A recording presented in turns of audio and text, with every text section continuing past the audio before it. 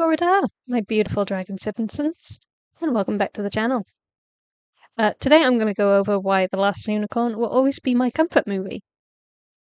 This video will obviously contain spoilers from both the movie and the book. So, most of us have that one movie that we saw as a kid that always stuck with us, and that we go back to every now and then to make us feel good about ourselves. To get that nostalgic feeling of youth and better days. So when I tell you that my comfort movie is The Last Unicorn, if you haven't seen it, you'll likely think that's a little bit on brand. However, this isn't a happily ever after Disney movie whose stakes are get the girl or boy and ride off into the sunset. No, this movie deals with topics my young child mind couldn't even begin to comprehend until I was much older. Sure, it follows some of the usual fairy tale story plot points, but that is only skin deep. Now, I have no idea why I prefer the type of movies that have a sad ending, or at least bittersweet. But I know I'm not the only one who loved being traumatized by kids' movies or shows. I'm looking at you, Watership Down, and the animals of Farthing Wood.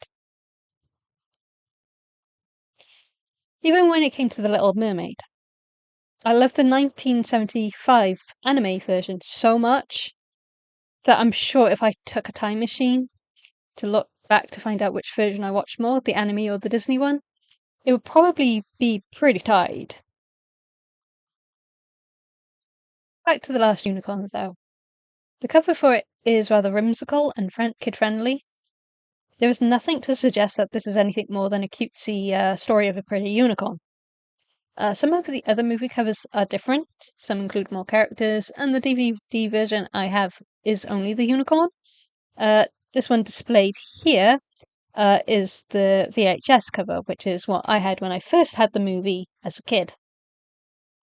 It tells nothing of the movie's themes or even the odd little mature content within, which, on an amusing note, the American censorship in this movie always boggles my mind. But we'll get back to that later. The movie itself was made by Rankin Bass, a Japanese studio, many of which later joined Hayao Miyazaki and became Studio Ghibli. So technically, you could call this Rankin Bass the mother of Studio Ghibli. Anyway, with such a wonderful animation team, you naturally get a rather old-school anime feel to the movie. I feel like the animation holds up rather well even today. The music score is also wonderfully composed, and I find myself humming the tunes or songs often, even if I haven't watched the movie in a while. However, Mia Farrow's song later in the movie is a bit shaky. I still think it fits the character as it gives the song a more emotional, raw sound and showcases the character's feelings and emotions at the time. It helps make the song come across as a more genuine, as opposed to it being too clean and perfect, like you would get from other movies. That's just my take on it, however. Speaking of voice actors, the legendary Christopher Lee voices King Haggard in this movie. And it is thanks to him that this movie adaptation is actually as close to the book source as it is. He was a huge fan of the book, and even bought his own copy when he interviewed for a role. He really brings out the raw emotions of his character, which, as I've mentioned before, as a child, kind of went right over my head. Again, we'll get back to that later, though. Anyway, to talk about the storyline and stuff like that, the movie starts with two huntsmen riding in a forest, and not just any forest. Leaves never fall here, or the snow. There's always spring in this forest, and they find no game to hunt there.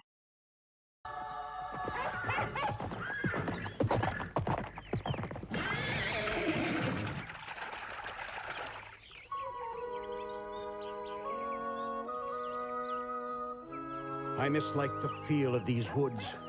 Creatures that live in a unicorn's forest learn a little magic of their own in time, mainly concerned with disappearing. Unicorns? I thought they only existed in fairy tales. This is a forest, like any other, isn't it? Then why do the leaves never fall here? Or the snow? Why is it always spring here? I tell you, there is one unicorn left in the world, and as long as it lives in this forest, we'll find no game to hunt here. Let's turn around. Hunt somewhere else. All right. Stay where you are, poor beast. This is no world for you. Stay in your forest and keep your trees green and your friends protected. And good luck to you, for you are the last.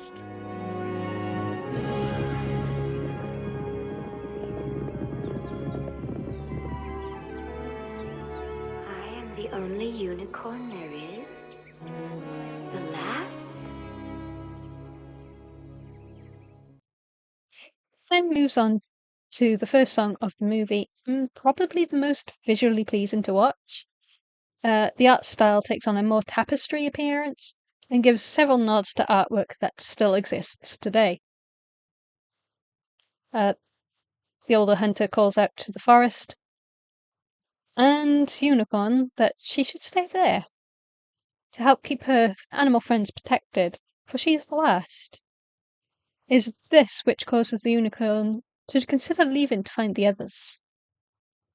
When the last eagle flies over the last crumbling mountain, and the last lion roars at the last dusty fountain, in the shadow of the forest, though she may be old and worn, they will stare unbelieving at the last unicorn. When the first breath of winter through the flowers is icing, and you look to the north, and the pale moon is rising, and it seems like all is dying, and would leave the world to mourn.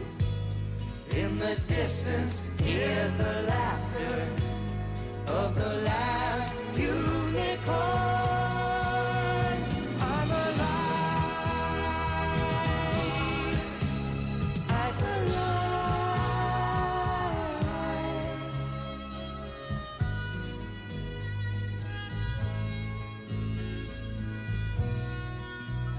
When the last moon is cast over the last star of morning, and the future has passed without even a last desperate warning, then look into the sky where through the clouds a path is torn.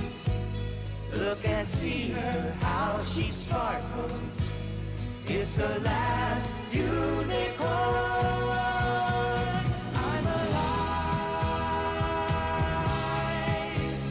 I'm alive.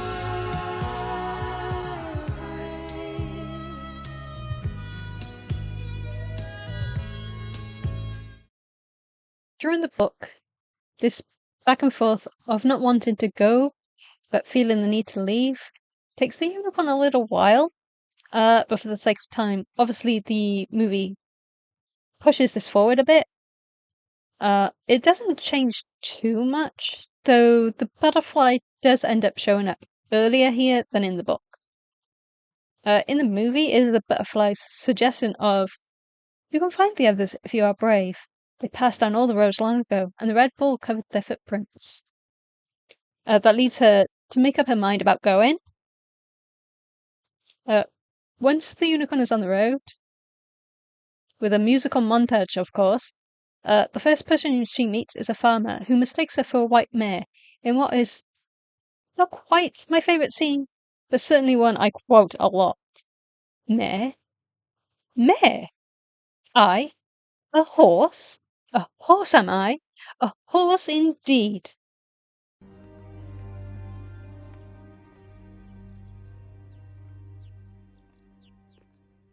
Well, hello there, little one. Hello there, me dear. And just who might you belong to? A pretty little thing like you? Ah, come on now. Good girl. Good Bessie.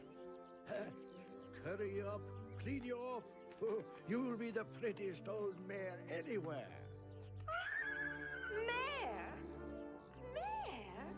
I? A horse? Is that what you take me for? Is that what you see? So, easy, easy. Good girl. Oh, what a pretty sight you are. Feed you up, take you to the fair. Come on, horse. A horse, am I? A horse, indeed.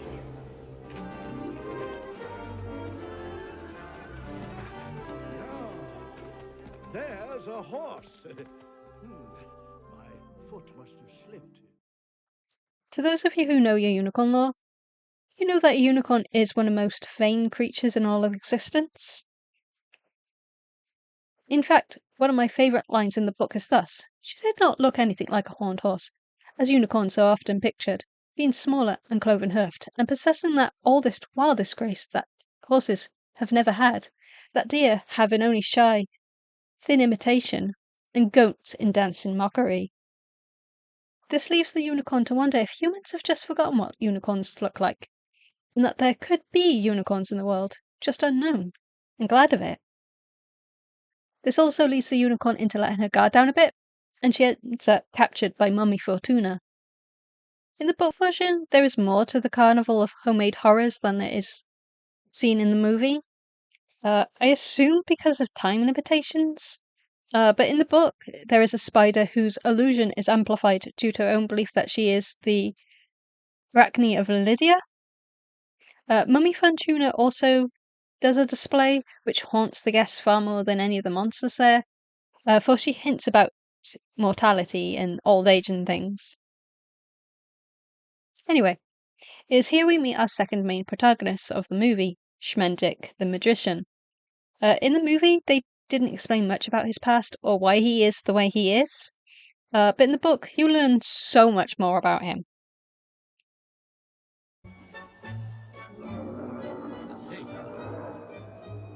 Ladies, keep back. I shouldn't be here, but quickly, tell me what you see. Don't be afraid. Look at your fellow legends and tell me what you see. What he calls a manticore looks to be no more than a shabby, toothless lion. And she has them believing that poor old ape with the twisted foot is a satyr. Illusions, deceptions, mirages. Your Mommy Fortuna cannot truly change things. That's true. She can only disguise. And only for those eager to believe whatever comes easiest. The Midgard serpent. He has got the whole world in its coils.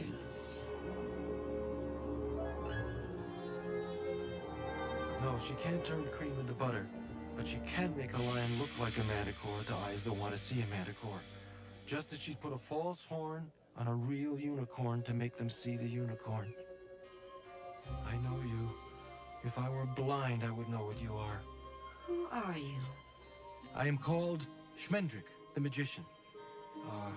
You would have heard of me. This is also where I come back to the mention of Americans' weird censorship. We meet the harpy, a bird-like beast with, there's no way to sugarcoat this, 3 human breasts in all of their booby details. This is not censored in the movie. Boobas are apparently fine in America, apparently. And although you don't see the gory details of Mummy Fortuna, being killed, it doesn't really hide the fact that the harpy kills and, eats her corpse.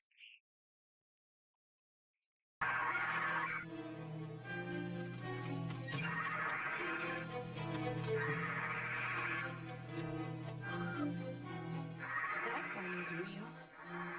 That is the harpy, Selena. Yes, the old woman caught her by chance asleep, just as she took you. Oh, she should never have meddled with a real harpy, or a real unicorn for that matter, because the truth melts her magic, always. Not alone! You never could have freed yourselves alone! I held you!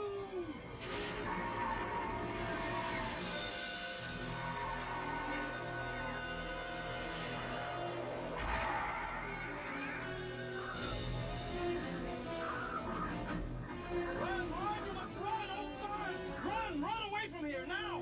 No. Come with me. Come with me.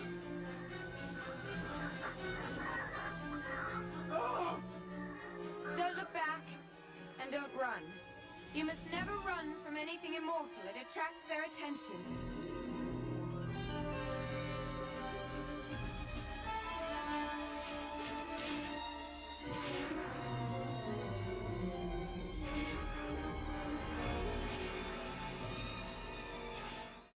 It is after this where another of my favourite quotes comes into play. I can never regret. I can feel sorrow, but it's not the same thing. You have no regrets, as I do.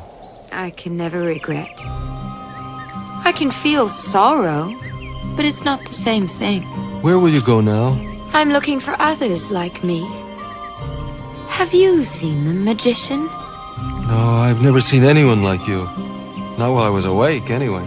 A butterfly told me of a red bull who pushed all the other unicorns to the ends of the earth. And Mommy Fortuna spoke of a King Haggard. So I'm going where they are, to learn whatever they know. Take me with you. For luck, for laughs, for the unknown. You may come with me if you like. Though I wish you'd asked for some other reward for having freed me. Well, I thought about it, but you could never have granted my true wish. No. I cannot turn you into something you are not. I cannot turn you into a true magician. That's all right. Don't worry about it. I'm not. After this, the pair travel for a while.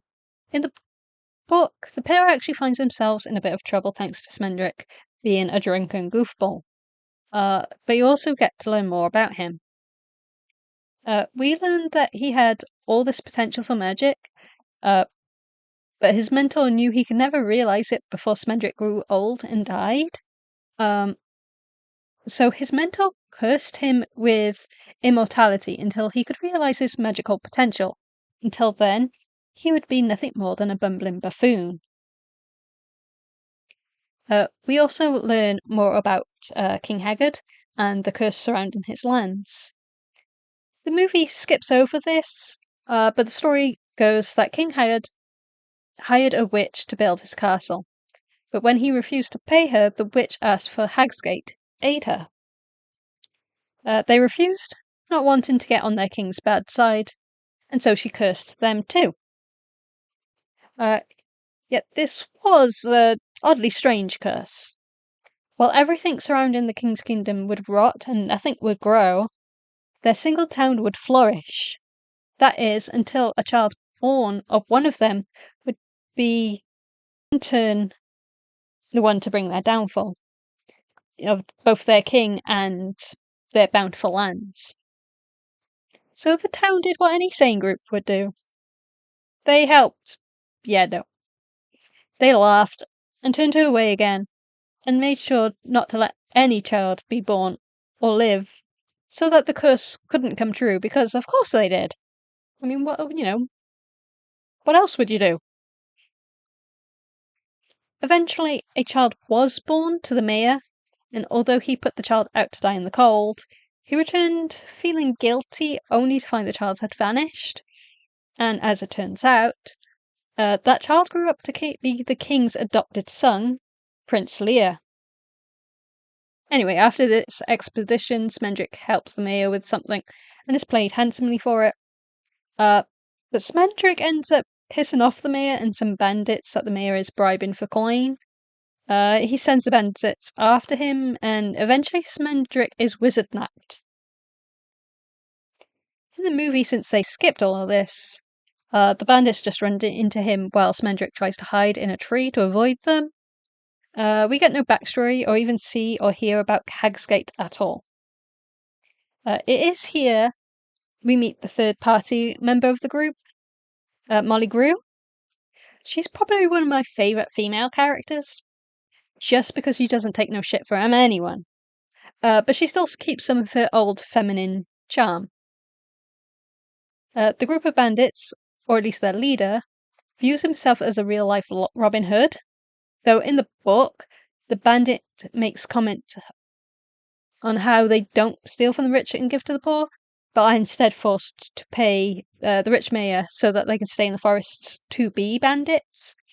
This context is missing in the movie, though amusing if out of place. A line was added, have a taco. And that always gives me a good chuckle. Eventually, Smendrick magics up an illusion of Robin Hood and his band of merry men, and the bandits all run off in awe of who they think is the real deal. The bandit leader and his main thug are the only ones who don't, and they end up tying Smendrick to a tree to sell him in the morning. This is where America, again, shows they're okay with booba.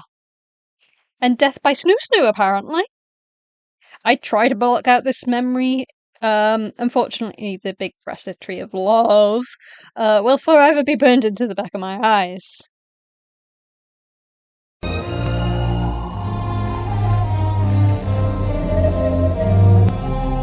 I don't even care. Gotolya spasny, varsnisn basti, gumtina crusty, starly husty.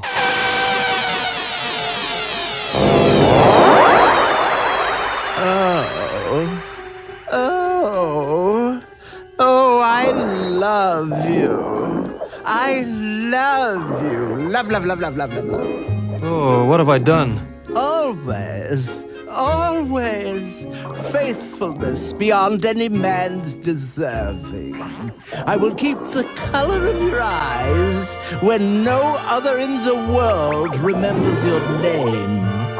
There is no immortality, but a tree's love. Oh God, I'm engaged to a Douglas fir. Help! Unicorn, where are you?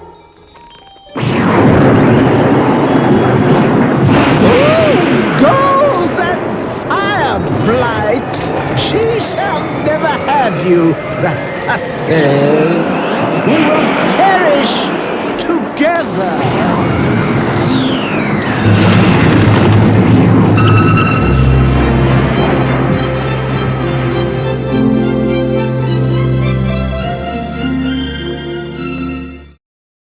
Now, if it wasn't bad enough that, the big booba snoo death wasn't bad enough,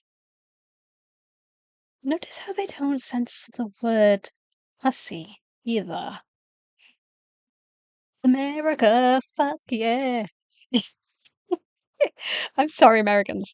Your censorship things are so bizarre.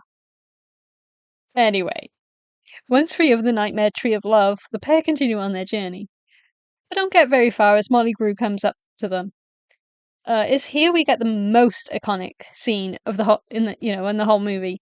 Perhaps second, which comes later, but one that I'll always remember. It's also the bit America decided to censor because they're funny like that. What am I talking about?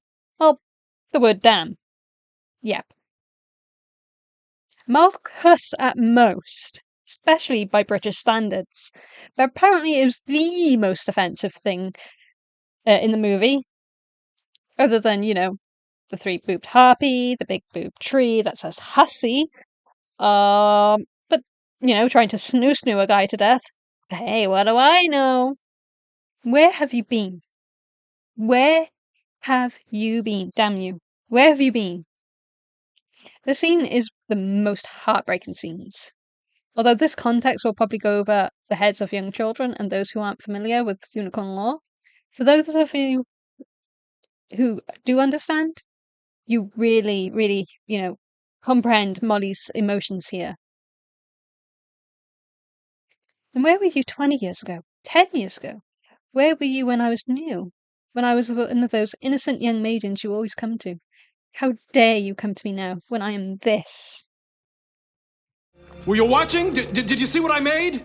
Yes, it was true magic. Yeah, it's gone now, but I had it. It had me, but it's gone. I couldn't hold it. Leaving us so early, magician? No. Can it truly be? Where have you been? Where have you been? Damn you! Where have you been? Don't you talk to her that way. I'm here now. Oh. And where were you 20 years ago? 10 years ago? Where were you when I was new? When I was one of those innocent young maidens you always come to? How dare you? How dare you come to me now, when I am this?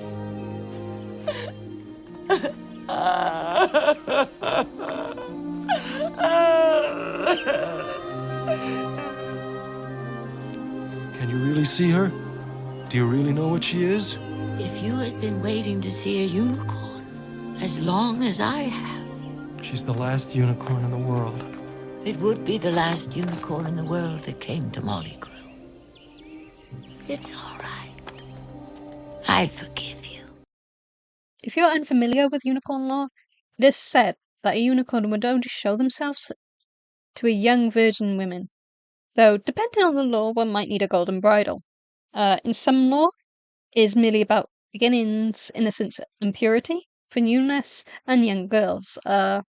However, in some instances, it was also meant as a means to prove one was innocent and pure for the husband and not used. A very old school mindset, to be sure, but given the time period this movie is based in, it makes sense why Molly is upset here. Anyway, Molly joins the group despite Smendrick's protests and leads them towards King Hagrid's castle. On the road closer to the castle, the group take rest for the night, and it is here we meet the Red Bull for the first time. He tries to usher the unicorn like he did the others, and although the unicorn tries to run, she soon gives up, only after Smendrick tells her to run and the Red Bull scares her again does she do so.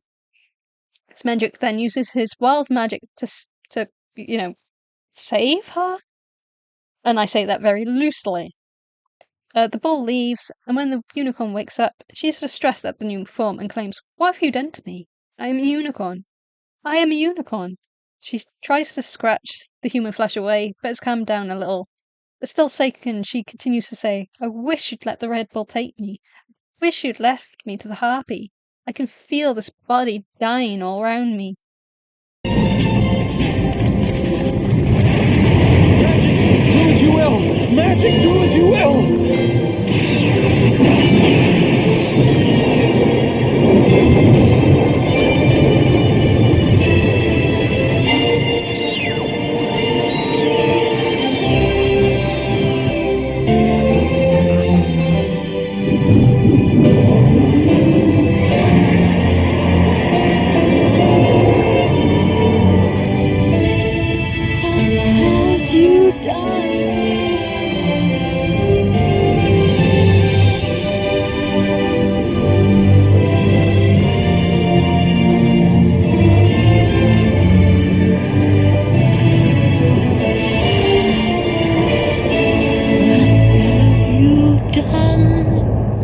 What have you done?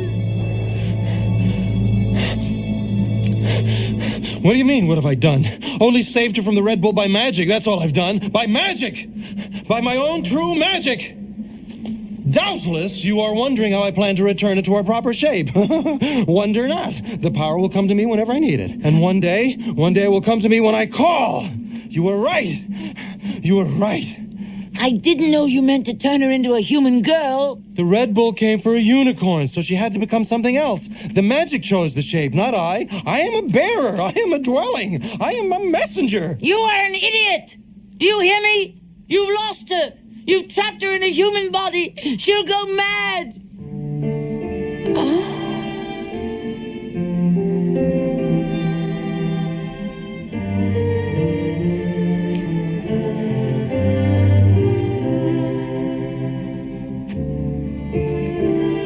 I can change her back. Don't worry about it. I can change her back. What have you done to me? Oh, no. Oh, please, no. You see, I couldn't think of anything else to do to save you. What have you done to me? I'm a unicorn. I'm a unicorn. Don't you hurt yourself. Be still. The magic knew what it was doing. In this shape alone, you have some hope of reaching King Haggard and finding out what has become of the other unicorns. I wish you had let the Red Bull take me. I wish you had left me to the harpy. I can feel this body dying all around me. But it's only for a little while, I promise you. Soon you'll have your true shape again, forever. Why not now? Schmendrick, you can't let us stay like this. You can't possibly. Why not? Unless you think you could defeat the bull if you met him again. No. And I'm afraid of this human body. More than I was of the Red Bull. Afraid. Again, this scene might go over the heads of younger viewers, but now that she's no longer a unicorn, she has become mortal. Although the meaning behind this is an allegory to youth being lost and growing old. One of the main themes of the movie. Eventually, in this form, the group does reach King Hedgard's castle. In the book, there's some old guards, though they don't exactly come up all that much, so I can understand why they were cut out in the movie. We finally meet King and the prince, and at first the king is suspicious of the group, but eventually does agree to hire them. We do get to meet another old wizard, briefly in the book and in the movie, though in the book the wizard clearly knows of Smendrick's curse of immortality. There isn't too much difference in the meeting or send-off otherwise, as both versions recognise the younger wizard, get fired and replaced by him. This part of the story does take on a more Disney princess vibe, with the prince falling in love with a unicorn turned Lady Amalthea, though for a while she ignores him and gives him the cold shoulder. In the book, however, she makes an interesting comment that is missing from the movie. No, he does not want my thoughts. He wants me as much as the Red Bull did, and with no more understanding. In the book, it's heavily implied that all who meet the unicorn wish to possess her in some way. The farmer saw a beautiful mare and wished to capture her. The mayor, too, wished to have her for himself. And of course, the bull wishes to capture her for King Haggard, who wishes to possess her as he does the other unicorns. So it is true for Lear, although he is a little bit more benign and subtle. Again, an allegory for youth and innocence, and a not so subtle nod to men's desires towards such women. Anyway, back to the movie version. Malthea slowly starts to become more human, and we get the song Now That I'm a Woman. The style of the castle and all the unicorn artwork and architecture is very beautiful in the scene. I said it before, but although Mia Farrow's singing isn't the best, I feel it brings such raw emotions to the character, so it still fits, even if it isn't good standard of perfection like other animated movies give to their song numbers. Molly? Who am I? Why am I here? What is it that I'm seeking in this strange place, day after day? I knew a moment ago, but I've forgotten. The unicorns. If you are not the last. Once I can't remember. I was long ago. Someone strange. I was innocent and wise and full of pain.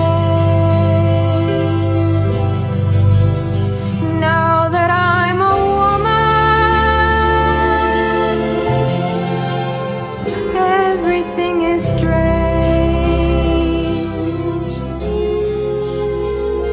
I must go to him, I must face the bull again and discover what he has done with them, before I forget myself forever. But I don't know where to find him. And I'm lonely.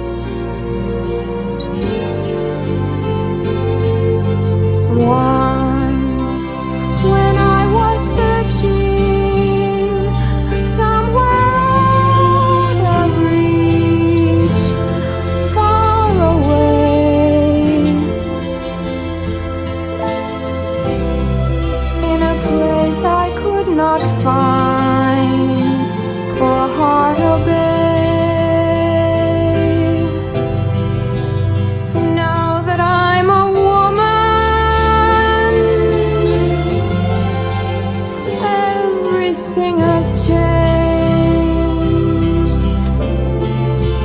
Everything has changed. Everything has changed.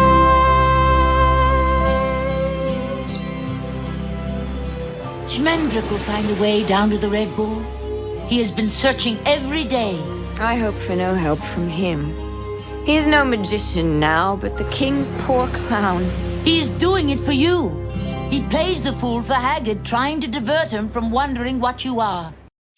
Malthea soon starts to open up to the prince, and the two sing a duet. In the book, there isn't any actual songs, of course, but it is mentioned that the two do spout poetry and sing, while avoiding Haggard, who isn't said to not like such things. Not a huge difference, but I thought I'd included it. Meanwhile, Smendrick is still trying to find a way to the Red Bull's lair, so they can find the other unicorns. Yet, also needing to distract Haggard from wondering who Amalthea is. Unfortunately, King Haggard had known pretty much from day one, but it amused him, so he had allowed it. Is here we get to another favourite scene of mine. Haggard speaks with Amalthea away from the others, and we get a little more information on why he had the bull gather up all the unicorns. I like to watch them. They fill me with joy. First time I felt it, I thought I was going to die. I said to the Red Bull, I must have them. I must have all of them, all there are, for nothing makes me happy but the shine and their grace. So the Red Bull called them. Each time I see the unicorns, my unicorns, is like that morning in the woods, and I am truly young, in spite of myself. Do you notice anything about why he's in here?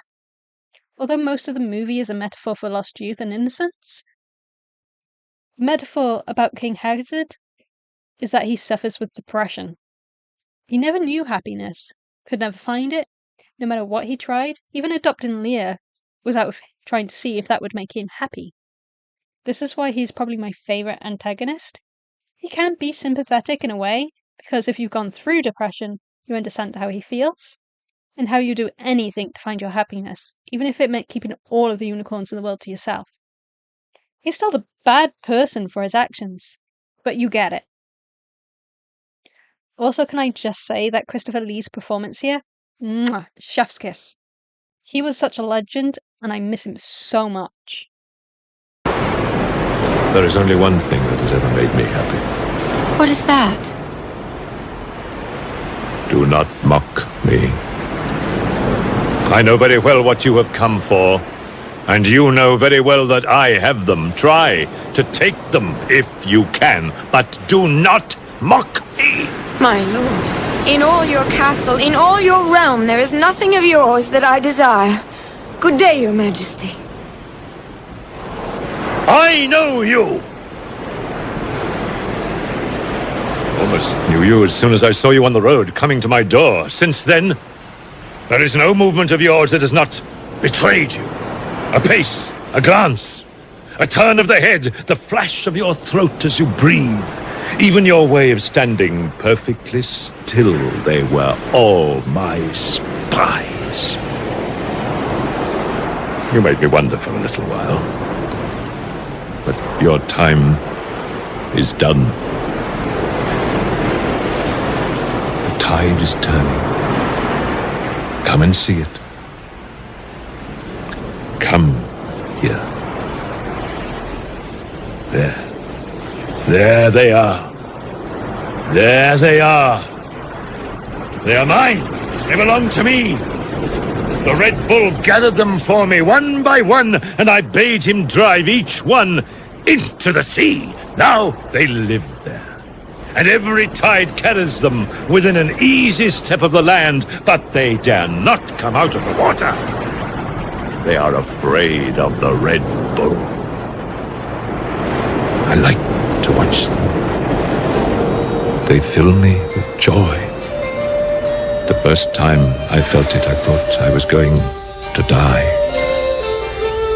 I said to the Red Bull, I must have them. I must have all of them, all there are. For nothing makes me happy but their shining and their grace. So the Red Bull caught them.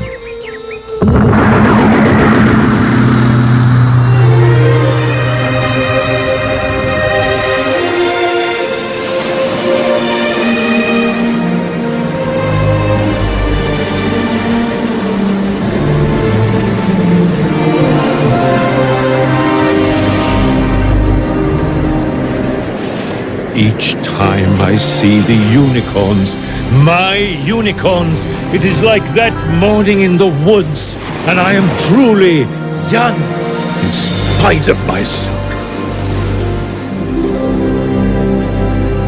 You are the last. My lord, I do not understand. I see nothing at all in the water. Do you still deny yourself? Do you dare still pretend to be human? I'll hurl you down to the others with my own hands if you dare deny yourself. What are you saying? It must be so. I cannot be mistaken. Yet, your eyes have become empty as Lear's, as any eyes that never saw unicorns.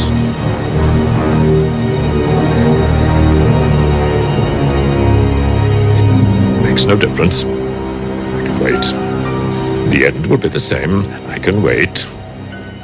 Back to Molly. She, in both versions, learns from a cat where they need to go. Though the cat isn't explained in the movie, in the book it is hinted that the cat is actually a stray. And Haggard doesn't like animals, but the cat always finds its way into the castle. The movie slightly differs in the next part, too. The movie has the group speak to a skeleton about the path to the Red Bull's lair. But in the book, it's just the skull and not the full body. The skull also warns Smendrick in the book to smash him before they go. But the wizard ignores him, and the skull tells him that he did tell them to smash him before then alerting King Haggard to the unicorn being there. The group ends up in the tunnels under the castle and come face to face with the Red Bull. This time, after a chase, Smendrick's magic comes into play again, and he does something no other wizard has done before, change the Malvia back into a unicorn. I believe it was mentioned at the start that I think it was Smendrick's mentor, but it might have been a different wizard, had changed a unicorn prior into a man. And that man became the love interest of a princess, I think it was. But no wizard has ever changed a unicorn from a man or woman back into a unicorn. In the book, this pretty much breaks Smendrick's curse, and he has control over his magic power, but this also grants him mortality again. It is here where the prince tries to stop the bull, in a more stupid move by standing in front of the charging beast. You know, because the presence of a tiny, tiny human is going to make the bull think twice, right? In the book, this is what breaks the witch's curse over Hegsgate, but the outcome is pretty much the same. The unicorn sees the sacrifice and decides to fight back against the bull. The bull is then in turn pushed into the sea, much like the unicorns had once been. This gives the sea unicorns the will to finally free themselves from their unwonderland home on the ocean floor. And the mass of unicorn bodies swell like a tidal wave with horns and hooves, completely destroying Haggard's castle, plummeting him down into a watery grave. sure it's nice down there, though. You know, given how unicorns keep their homes at a constant springtime. With all but one unicorn gone, the group watches as she uses her magic to rouse the prince, assumingly bring him back to life, though it is never explicitly stated that this is what happens. She then leaves before the prince notices her, but claims she still remembers him. In the book, the prince laments more on his lost love, but Smendrick encourages him to help a princess who runs to them for aid, in the hopes he would forget his obsession with the unicorn woman and forge himself a new love life. I'm fairly certain the prince and the princess and the unicorn meet in the book near the start are supposed to be these two, but I don't think it was ever confirmed to be. Anyway, the town also tries to friend up the prince now that their once bountiful land has been caught up with the rest of Haggard's lands. The prince does have every right to punch his real father in the face, but Smendrick encourages him not to be too harsh on the townsfolk and to work together to improve things.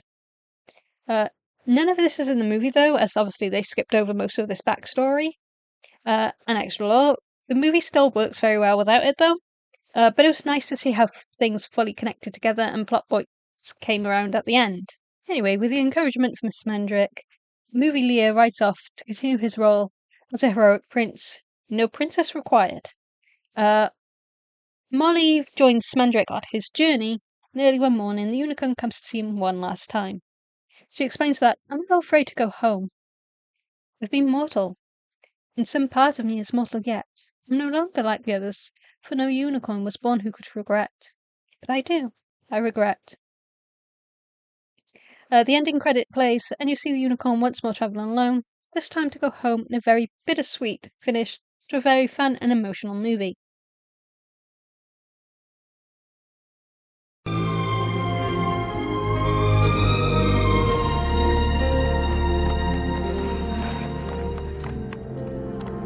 You are a true wizard now, as you always wished. Does it make you happy? Well, men don't always know when they're happy, but I think so. And you? I am a little afraid to go home. I have been mortal, and some part of me is mortal yet. I'm no longer like the others. For no unicorn was ever born who could regret, but now I do. I regret. I am sorry. I have done you evil, and I cannot undo it. No. Unicorns are in the world again. No sorrow will live in me as long as that joy. Save one.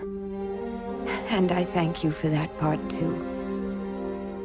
Farewell, good magician. I will try to go home.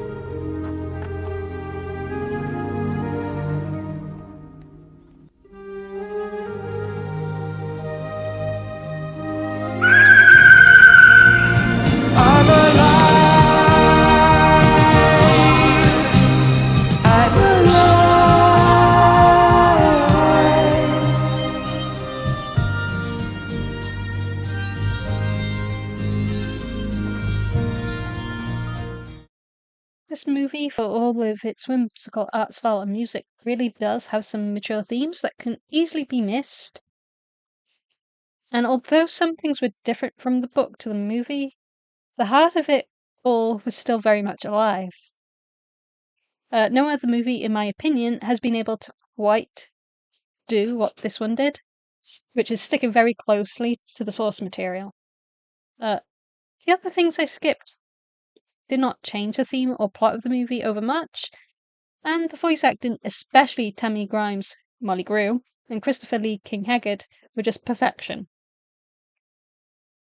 So, why do I then call this a comfort movie?